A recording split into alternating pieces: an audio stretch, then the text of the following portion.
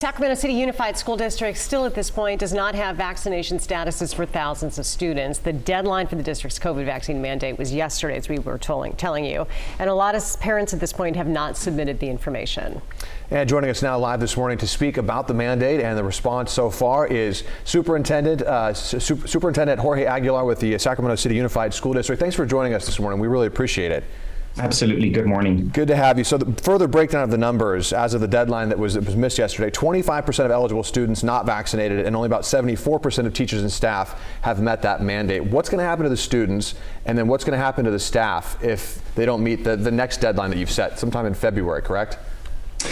It is. It's January 31st. I do want to mention that the first deadline was yesterday, and that was to provide evidence that you have at least first dose of the COVID vaccine. And then we have until January 31st to make sure that you have full evidence of the entire dosage. At this point, the numbers are continuing to shift. We're at about 27%, but we still have about 6,000 records that we are still processing. We want to make sure that we verify the information. And so we expect that those numbers will continue to rise, and I would be happy to continue to keep our community posted on that. In the meantime, we are going to continue to be looking to support our families who, for a variety of reasons, might have not been able to submit that information, language barriers, technology barriers. So we are going to continue to do effective outreaching. I can tell you that as a parent myself, I'm getting a lot of those emails. We want to make sure that our parents understand how to efficiently process that information, even if it means taking some of that information to their local schools. None of this is easy, right? None of it, you know. You have kids, we have kids, we get it. All of this is really challenging. You were one of the first districts to go out there and to put a date on the calendar, which was also took, you know, some courage and a leap of faith to do it. What worries you right now that there hasn't been a quicker adherence to the mandate? You know, I wake up every morning and I review data of the number of positive cases still in our system, in our district with 40,000 students. We took a priority to make sure that health and safety was first and foremost for our students and staff.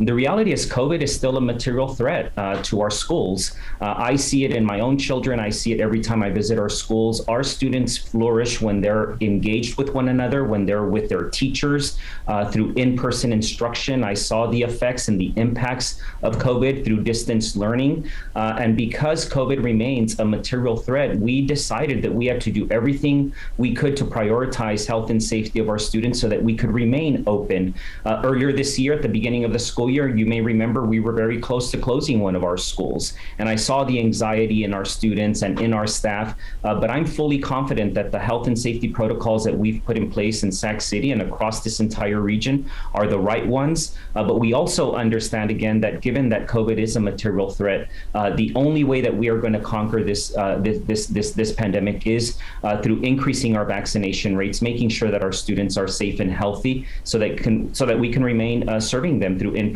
instruction. But I wake up every morning, and I often say that I wake up as a parent before I wake up thinking of myself as a superintendent. I take my children to school every day as a father, first and foremost.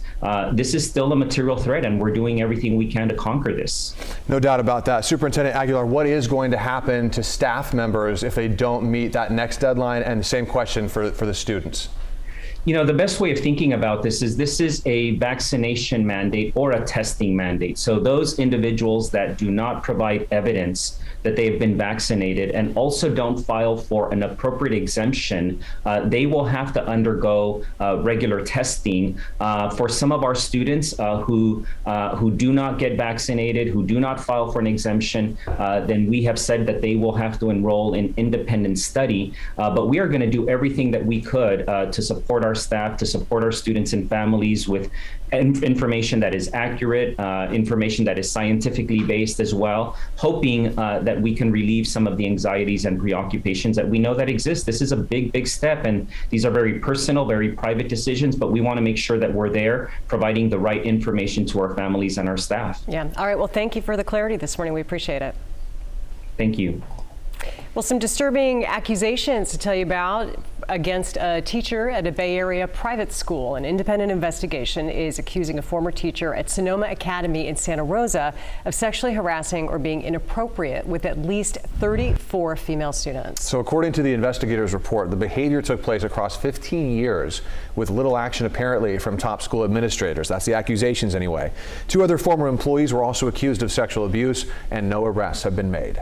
A Modesto man in jail charged with breaking into a woman's house and sexually assaulting her. Stanislaus County Sheriff's detectives say the attack happened early Friday morning. Jose Rivera is accused of breaking into a Modesto woman's home, tying her up and sexually assaulting her and stealing her ATM card. Investigators say that the victim knew her alleged attacker because he had worked as a handyman for her several times. The victim had the presence